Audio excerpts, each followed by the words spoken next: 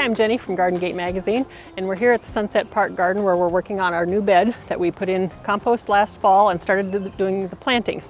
Now last fall we put in a temporary path just with some stepping stones, but they don't really match our nice concrete patio here, and we wanted to emulate the interesting steps that are on the other side of the patio. So we found some capstone from retaining wall, which are nice concrete pavers, and or will work as concrete paver, and we're going to set it in here.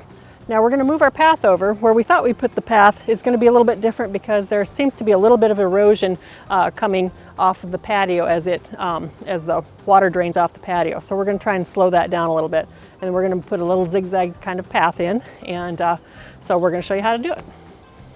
I started by laying out a template made of cardboard on the ground. This is to see how I want to lay out the pavers, but it's much easier to move than the actual concrete paver itself. Once I get an idea for where I want each paver to go, I measure the distance between them to keep it consistent. It's a good idea to walk on the templates or the laid out pavers to see if it is comfortable for your stride. You don't want to find out after you've laid out the pavers that they are too far apart.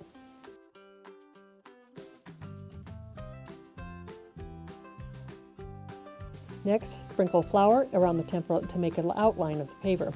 That way you know right where to dig. If you are laying stepping stones or pavers into a grass lawn, you can just cut in an outline into the sod with your shovel.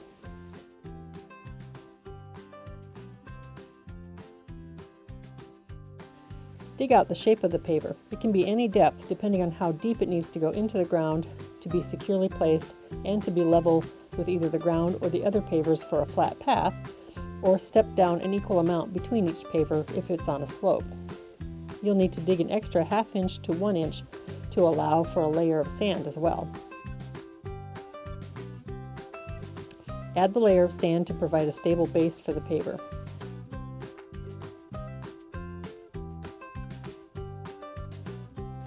Use a tamper to firm up the sand base so the paver doesn't shift or settle easily.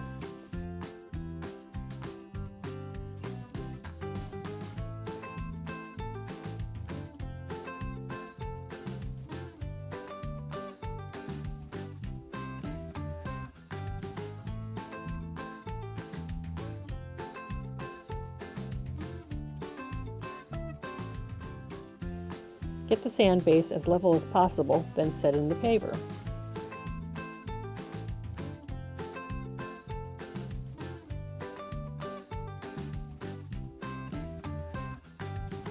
Use a level to make sure the paver is level side to side and front to back.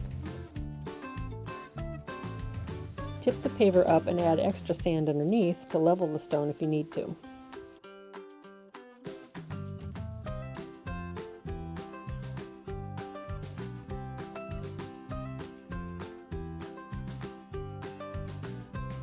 Fill in soil around the pavers and your path is all done.